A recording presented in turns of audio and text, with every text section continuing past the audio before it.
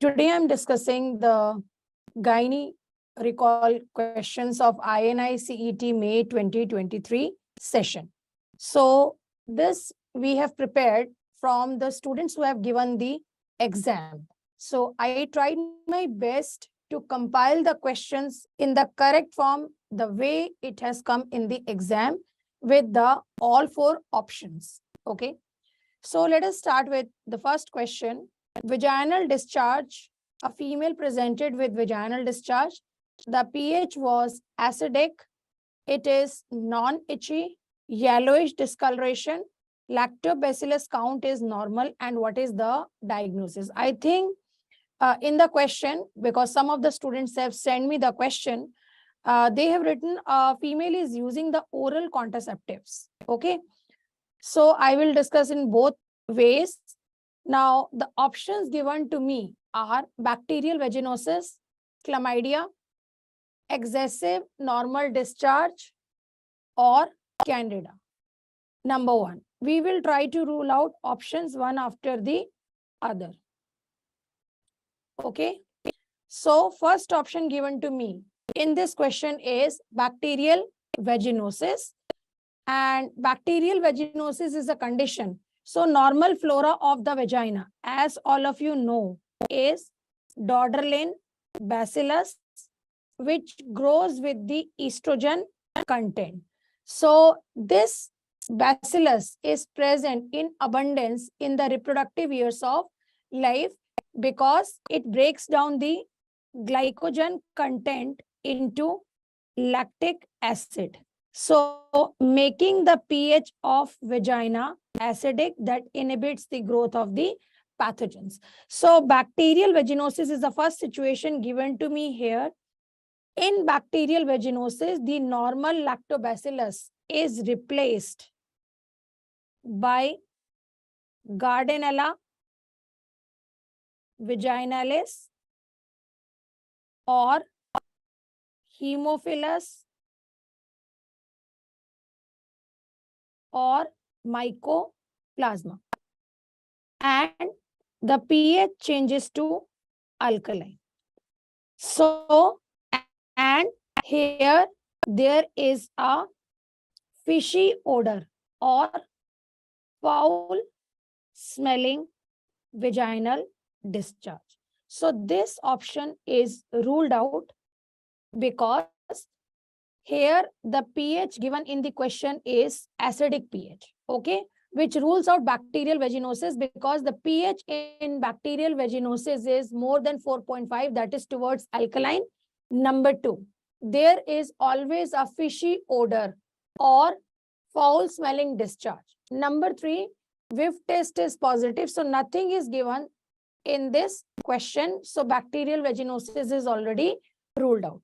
Now, one thing I want to tell you here is vaginitis, which is a cause of vaginal discharge. The main causative agents we talk about is trichomoniasis, candidiasis, and bacterial vaginosis.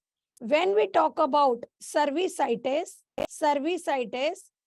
there is gonorrhea infection and there is chlamydia infection.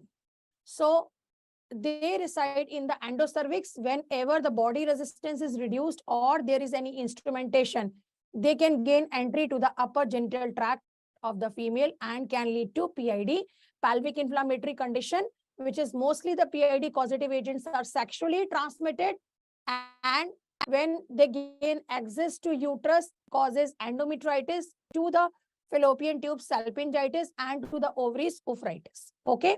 Number three is excessive normal discharge. Number four is candida. In candida, there is thick curdy white vaginal discharge.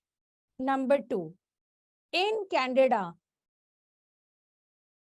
vaginal discharge is always present and itching is a very prominent symptom. So candida is also ruled out in this situation. So the answer is excessive normal discharge whenever due to any physiological condition the secretions from the endocervical glands is increased. That leads to non-itchy discharge and the pH of the vagina remains acidic. This condition can be called as leukorrhea, which is a physiological discharge. Okay, physiological discharge. Okay, the point in favor of this excessive normal discharge or leukorrhea is the pH is maintained acidic and the discharge is non-itchy and there is no foul smelling. Fine. So I hope it is clear to all of you. Now, in trichomoniasis, remember the most prominent symptom is itching and there is strawberry spots in vagina. There is greenish vaginal discharge. Causative agent is a protozoa, which is a flagellated microorganism, and drug of choice is metronidazole.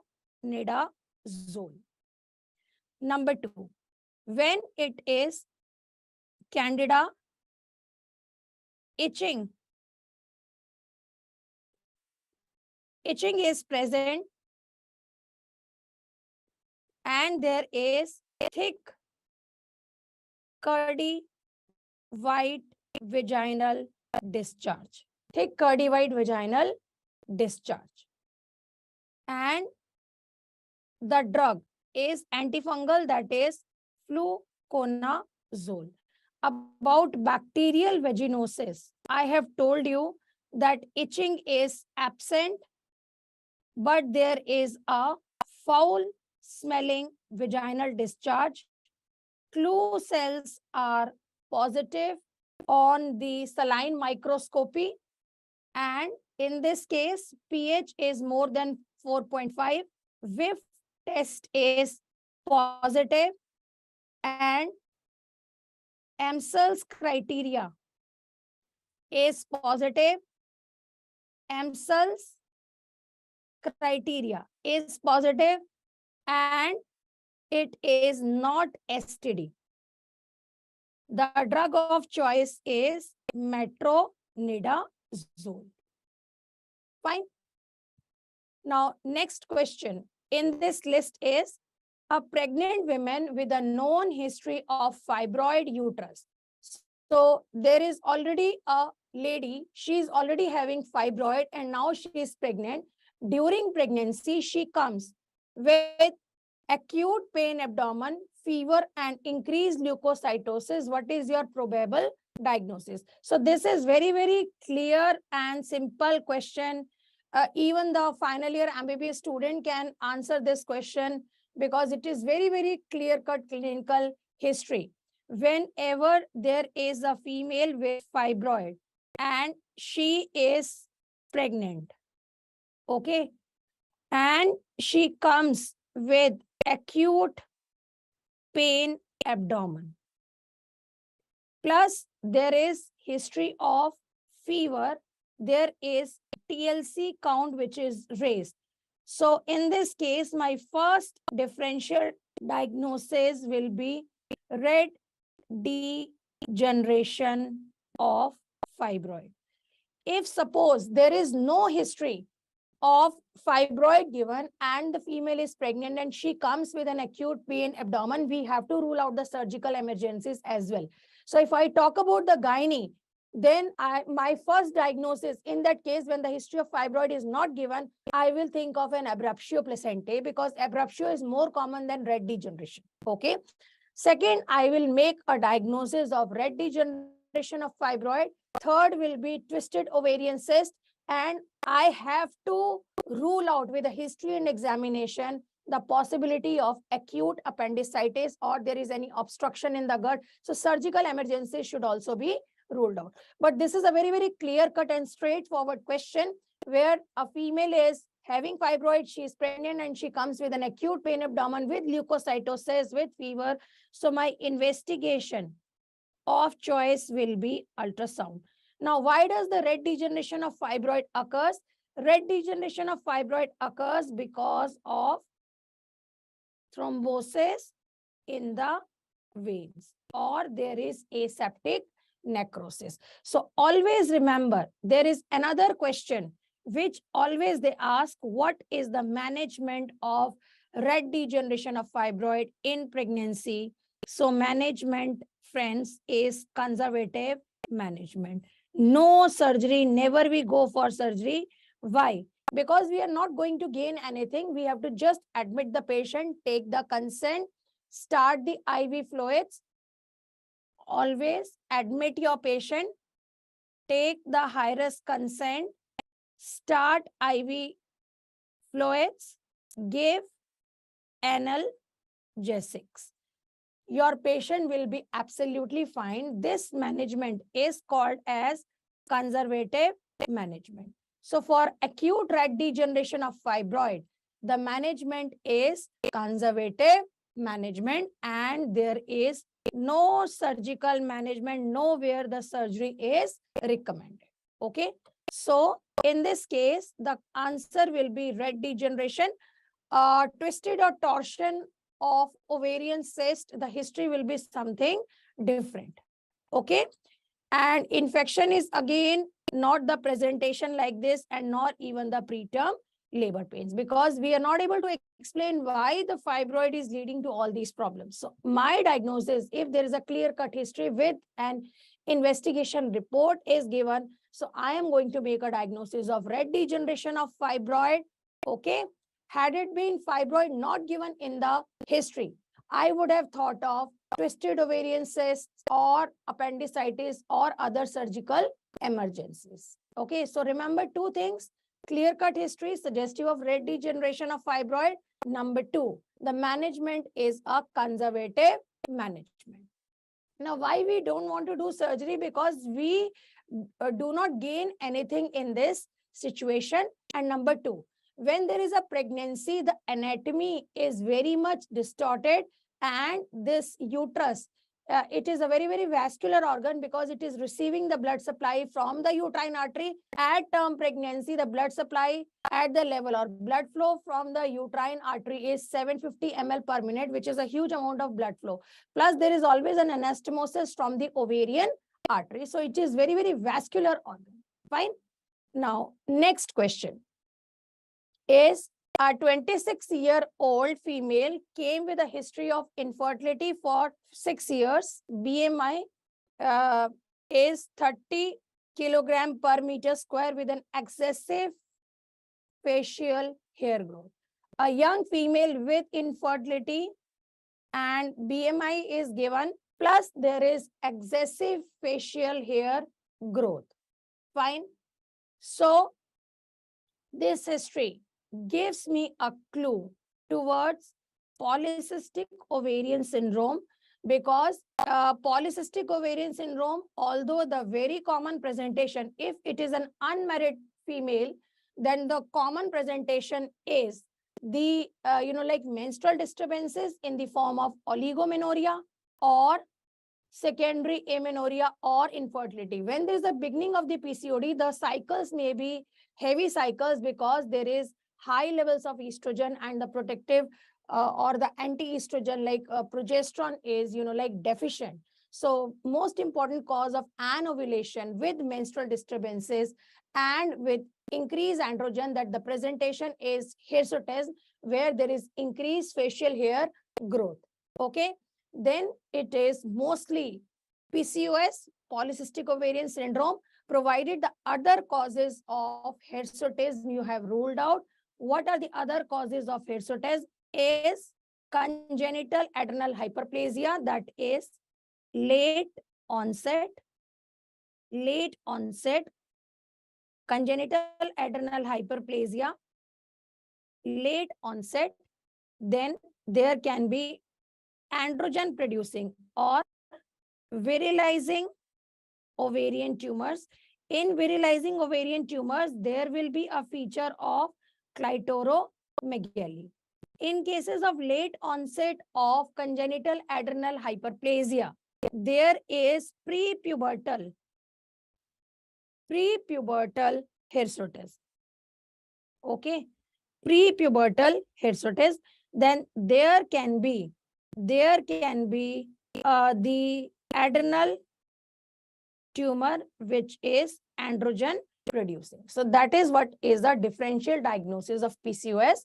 So most common is PCOS, provided other causes of hirsutism you have ruled out, that is congenital adrenal hyperplasia, late onset virilizing ovarian tumors, and androgen producing adrenal tumors. Now in this question they are not asking much about the PCOS, they are asking about the management of such a case.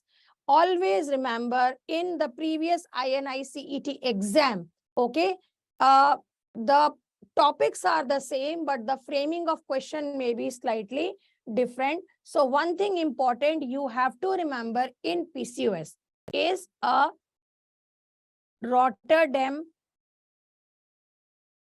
criteria. In the Rotterdam criteria, there is hyperandrogenism, that is increased androgens, that is clinical appearance.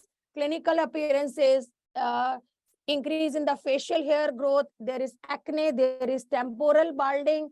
That is what is the presentation of anti-androgenous clinically, or there is a lab finding which is suggestive that androgen levels are high. Number 2, there is an ovulation leading to menstrual disturbances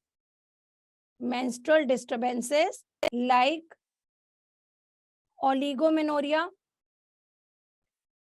hypomenorrhea, secondary amenorrhea, and later on there is infertility. Then there can be ultrasound finding which is showing polycystic ovaries. This is Rotterdam criteria.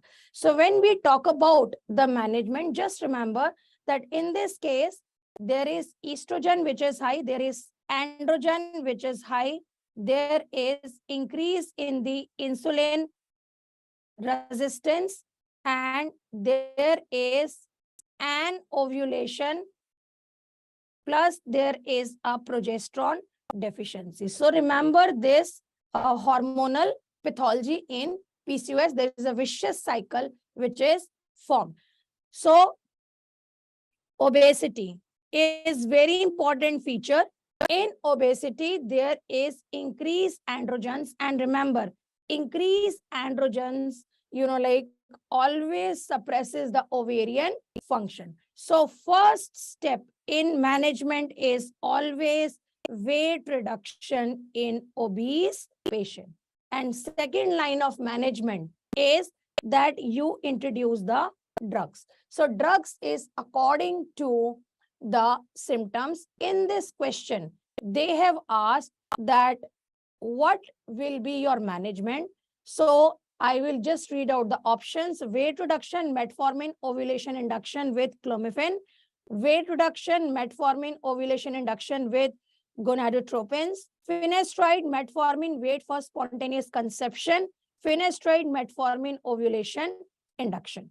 Now, first of all, always select an option where there is weight reduction written, okay? Because that is what I said, it is a first step in managing a patient with PCOS who is towards the obesity side. So these two options we have ruled out, and always my first choice is not going to be anti-androgen drugs straight away, okay? So it is weight reduction. Now what to select? Am I going to select a clomiphene citrate, or am I going to select HMG, human menopausal gonadotropin? Of course, my first selection will be clomiphene citrate, although nowadays better drug than clomiphene citrate is letrozole, which is aromatase inhibitor, and there is less side effects, okay? But we can give clomiphene citrate as well, okay? So I am saying letrozole has been replacing clomiphene citrate, but in none of the options the letrozole is given. So my answer will be weight reduction. That is the first line management or first step in management. Then metformin, which will going to act or which will correct the insulin resistance, because insulin is stimulating Insulin is stimulating the theca cell hyperplasia in the ovary, and theca cells produce androgens, causing hirsutism and suppresses the ovarian function, leading to an ovulation. Okay, so my answer here will be weight reduction, metformin, which will keep a check on the insulin resistance and as well as the obesity levels.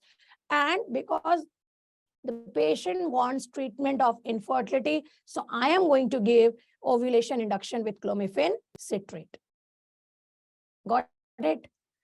Now, next is most common cause of menorrhagia in puberty.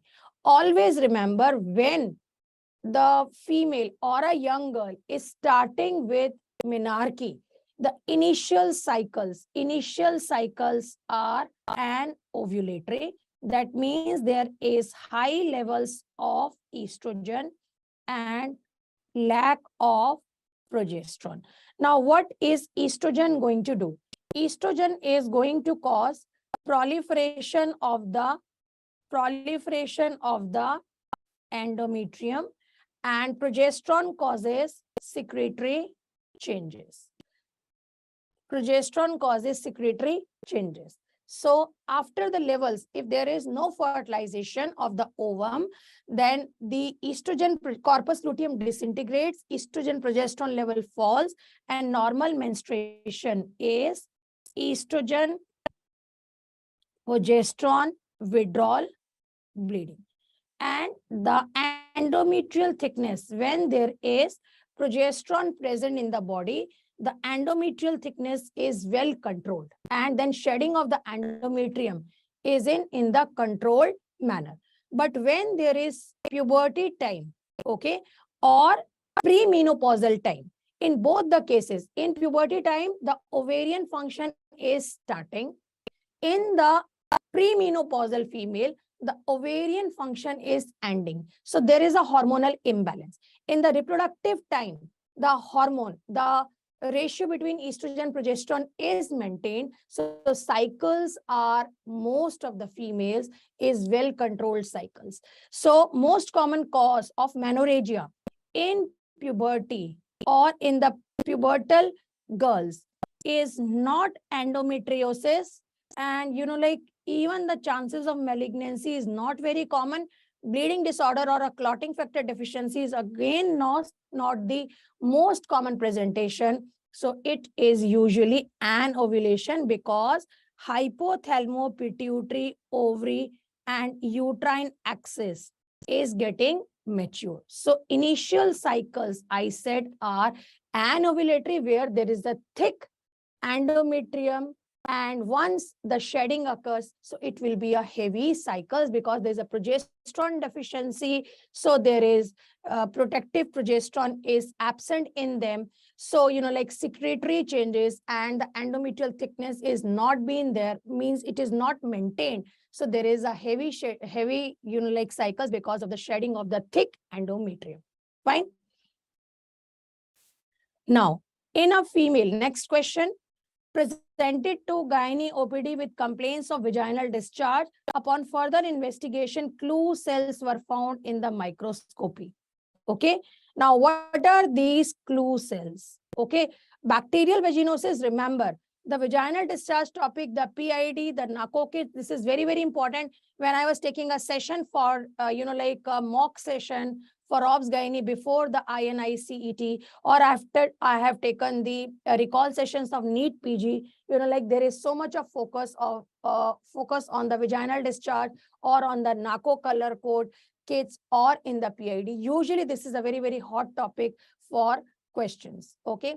So what are the clue cells? Clue cells, is seen in bacterial vaginosis. And the causative agent, most common causative agent is Gardnerella vaginalis. Okay. So what are the clue cells? Clue cells are normal epithelial cells, and bacteria are adherent to them. Normal epithelial cells of the vagina where bacteria get adherent. So that is what I have been explaining in my sessions. So let us see which option is matching to this. Okay. So can you see clue cells on saline microscopy? Yes. We can make a wet film. Okay. Now, so Gardnerella vaginalis rods are accumulated. Is that the clue cells? No. Macrophages have phagocytosed the Dodderlin bacilli. Is that the clue cells? No. So it is epithelial cells studded with bacteria. That is what is called as clue cells. So you can see this is a saline microscopy. This is an approximate figure to just make you understand. This is a normal epithelial cells, and can you see that this is a clue cell where the normal epithelial cell of vagina, and it is studded with the bacteria. So exactly you see in saline microscopy the film like this. This is just to make you understand. So what is a clue cell? Fine. Now, which of the following is not the treatment of endometriosis? Well, I really doubt if it was a multiple options, because in INI-CET, there is more than one option. So endometriosis is the presence of endometrial tissue outside the uterine cavity. And most common site for endometriosis is ovary, where it presents as a chocolate cyst ovary. And the rare site for endometriosis is CNS, or it is spleen, whichever option is given to you. So in endometriosis, the most common symptom of the female, it is mostly the reproductive age group female, and usually the most common symptom of the patient is pain. And what type of pain? It is congestive dysmenorrhea. Okay, congestive dysmenorrhea. Next is dyspareunia. When there is adhesions in the pouch of Douglas, the uterus mobility becomes restricted and there is a tenderness in the pouch of Douglas, so dyspareunia. And another important presentation is infertility. So this is a classical presentation of endometriosis. Pain is the most common symptom, and congestive dysmenorrhea, there can be a chronic pelvic pain, there is dyspareunia, and there is infertility. There can be menorrhagia, but menorrhagia is usually not the most common symptom. In endometriosis, usually patient presents in three forms. Three type of presentations is seen in endometriosis. Number one, if your patient has presented with symptoms like pain, or she has presented with infertility, or her common presentation can be adnexal masses. Like this is the uterus, this is the ovary, and there is bilateral chocolate cyst ovary. Okay, bilateral chocolate cyst ovary. Now, why there is infertility? Because there is lot of peritubal and periovarian adhesions, and uterus, ovary, fimbria are entangled in adhesions. So due to immobilization of fallopian tube leads to infertility. So fimbria get entangled, it is not able to pick up the ovum, and hence infertility. So endometriosis is hyperestrogen state, and usually it is seen in a high socioeconomic status female. Then those who are nulliparous, those who are having late marriages, okay, in all those females, they are at risk for endometriosis. One most important point you should remember is endometriosis is responsible for 40 to 50% cases of unexplained infertility. The cause you will find is endometriosis. So one of the important and the gold standard investigation in endometriosis, friends, is laparoscopy, because it is diagnostic as well as it is therapeutic. So three presentations of endometriosis, whether it is pain, dyspareunia, chronic pelvic pain, congestive dysmenorrhea, or there is infertility, or there can be bilateral adnexal masses. Okay. So laparoscopy remains the gold standard investigation. Now, in this question, they have asked which is not used in the treatment of endometriosis. Leuprolide, which is aromatase inhibitor, and it will be an action is anti-estrogen. So it is used, it can, is used to treat the endometriosis as such. That means you treat the symptom of endometriosis. Medroxyprogesterone acetate is again used in the treatment of endometriosis because it is going to treat the symptom of menorrhagia. Okay. And even OCPs can be given to treat the symptom of menorrhagia and to treat the symptom of dysmenorrhea because the cycles will become the anovulatory. So continuous manner you are giving either the progesterone or a progesterone releasing IUCD, that is Mirena, or you give OCPs. Okay, but mind it, they are not going to treat endometriosis, they are to treat the symptoms. The drug to treat endometriosis is GnRH analogs. And surgical management, you try doing the laparoscopic management. Estradiol and cabergoline has got no role. So if there was an option like A and B, I am going to mark A and B as my answer. Cabergoline is a drug of choice for anovulation due to hyperprolactinemia. Okay. And bromocriptine is a drug of choice for hyperprolactinemia with anovulation with infertility. So that is what you are supposed to remember. So here the answer, according to me, will become A and B both. Leuprolide and medroxyprogesterone acetate are given. Okay. Now next, SRY gene is located on.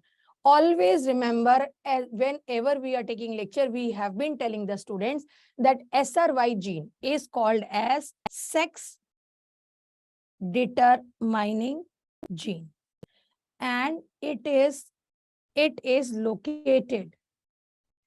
located in distal portion of short arm of Y chromosome. Distal portion of short arm of Y chromosome. Now, what is the importance of this sex determining gene? So it is located on short arm of Y chromosome, and it is responsible that it is going to be a male child. Male child with XY 46XY is going to be the genotype of this child.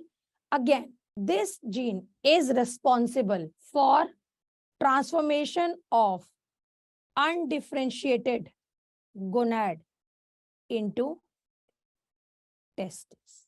So karyotype will be 46XY. Okay, undifferentiated gonad at 7th week of pregnancy into testis. Testis usually have the Sertoli cells and testis have Leydig cells. Leydig cells in the intrauterine life produces testosterone, which is responsible for external genitalia development in the males and internal genital organ development in the males from the Wolffian duct. And Sertoli cells secrete Mullerian inhibiting substance, which inhibits the development of Mullerian duct because males should not have uterus. So remember, SRY gene is located on the distal part of short arm of Y chromosome. This is sex determining gene, and there will be a normal male child with karyotype of 46XY. This gene is responsible for undifferentiated gonad at 7th week of intrauterine life to transform into testis, and the gonad in this child or the fetus is going to be the testis, which will contain Sertoli cells that secretes Mullerian inhibiting substance, which inhibits the development of Mullerian duct and will form remnants. And Leydig cells will secrete testosterone, which is responsible for external and internal genital organ formation in the male fetus. Okay. If there is any problem in the SRY gene, that will lead to a condition called as Swyer syndrome, which is pure gonadal dysgenesis. In that case, it is a baby with an testis undescended in the inguinal region with an external genitalia of the female, but internal genital organs is uterus, cervix, fallopian tube, and vagina. That is what is a Swyer syndrome. SWYER syndrome, which is pure gonadal dysgenesis. Okay. SWYER syndrome, which is defect in the SRY gene. So it is pure gonadal dysgenesis. In this case, the genotype is a boy, but phenotype. So it is a cause of male pseudo hermaphrodite. Okay. So here the external genitalia will be female. External genitalia will be female, but there is uterus, cervix, fallopian tube present, and there is undescended testis. So in this case, the treatment of this patient will be gonadectomy, because this undescended testis is the risk factor for testicular tumors, and you will give her estrogen progesterone so that there is a breast development that take place, and there is a treatment for primary amenorrhea. So these patients you get with at puberty presenting with primary amenorrhea, and there is no breast development, and these are a female looking patients. There is no breast development because estrogen is not there. But when you have diagnosed, okay, by the clinical examination, flat females, okay, then external genitalia female, then there is inguinal hernia, you get an ultrasound done, so there is undescended testis and there is uterus present. And confirmatory is always your karyotyping, so it is 46XY. Then you counsel the parents and you do gonadectomy after the puberty is attained, and you transform them into girls, because from the childhood they know that they have born as girls. So you give estrogen progesterone, which will cause feminism, which will cause here the development of the breast, and then you like once you stop, they will have menstruation, because uterus will start functioning if they will respond to the hormones. Now, complete gonadal dysgenesis, that is, I've just said, because of the SRY gene mutation. Is it deletion, inversion, point mutation, or translocation? So usually it is point mutation. Okay, I have just explained about the Swyer syndrome. Now, next, which of these will require evaluation of primary amenorrhea? So this was a multiple answer question. Now, let me tell you what is primary amenorrhea. In a girl, primary amenorrhea, in a girl of 13 years of age or in a girl of 15 years of age. In a girl of 13 years of age, thelarchy, pubarchy, menarche, all absent. Or this usually goes in favor of Turner syndrome or streak gonads or ovarian dysgenesis or gonadal dysgenesis. Okay. Or there is a female at 15 years of age, thelarchy and pubarchy. That means breast development, axillary pubic hair have developed, but there is no menarche. So this usually goes in favor of Mullerian agenesis, or it can go in cryptomenorrhea as well. Okay, cryptomenorrhea as well, because everything is normal, but there is imperforate hymen. Okay, so 13 and 15. So let us see. If absence of menses by 15 years of age, yes. So that is primary amenorrhea, correct. No menses within 3 years of thelarchy. That is again, if the thelarchy has started and by 15 she does not get menses, then also that is primary amenorrhea. Now high TSH with short stature, that is if there is hypothyroidism, short stature.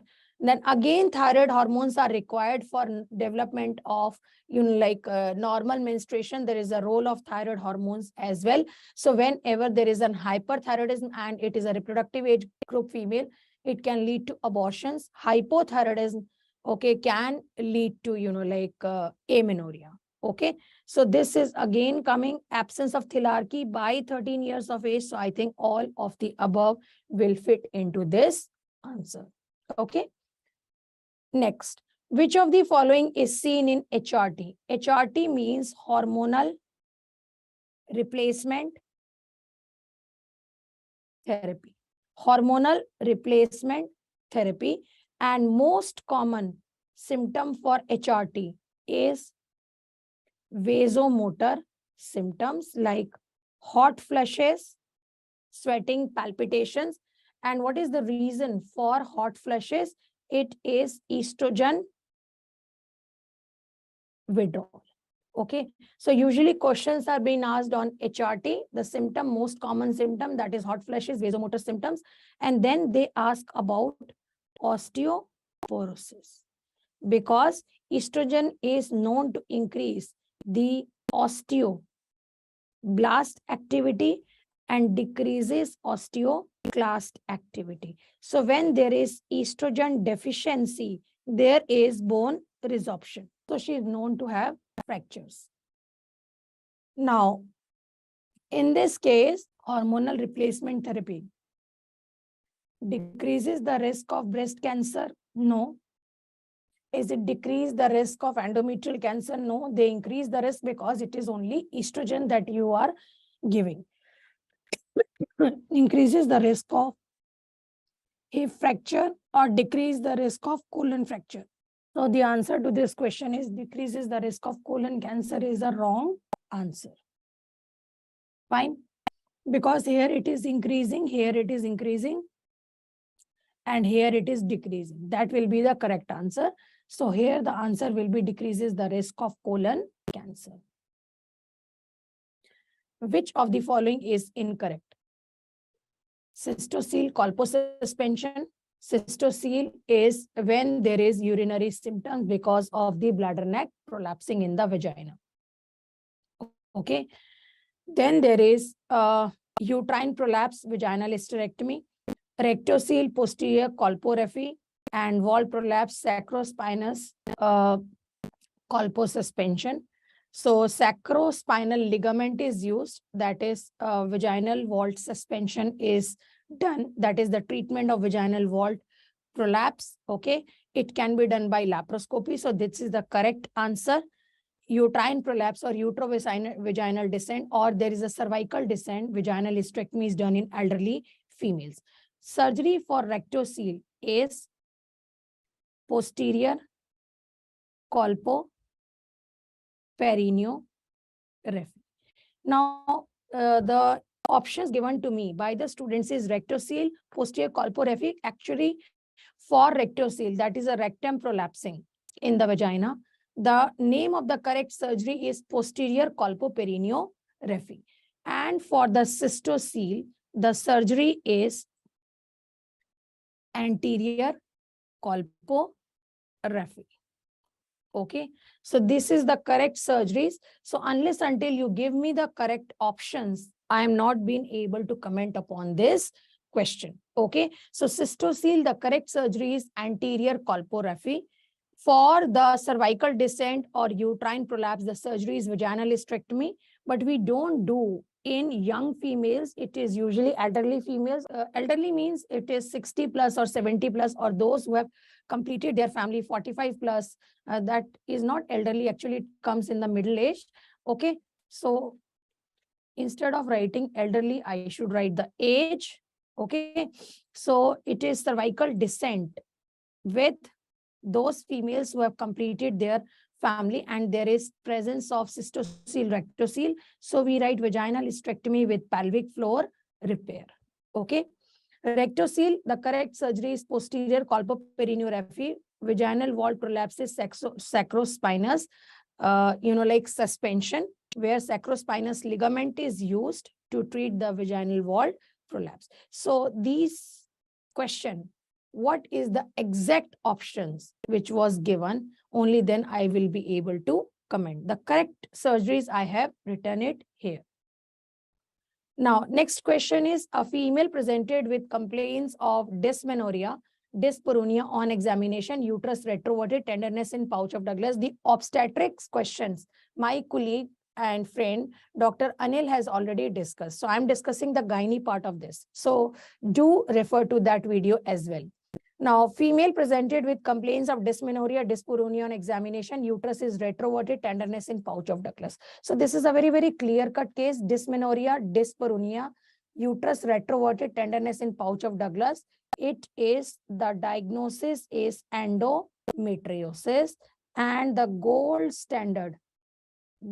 standard investigation is none other than laparoscopy. So in the previous question, I have explained about this symptoms and I have explained about laparoscopy and I have explained about what are the presentations of 3 type of presentation symptoms like pain, which is congestive dysmenorrhea. Then next important symptom is dyspareunia, where it is almost fitting into this question. And third one is infertility. Okay. So here I am going to do a diagnostic laparoscopy. The advantage is I can convert into therapeutic if I find adhesions, or if I find I have to treat the chocolate cyst on the laparoscopy. So that is what is an advantage of doing it. So that's all from all those questions which I have been able to collect from my students. That's all. And hope this exam was, like you have been able to solve most of the obs gynae questions perfectly.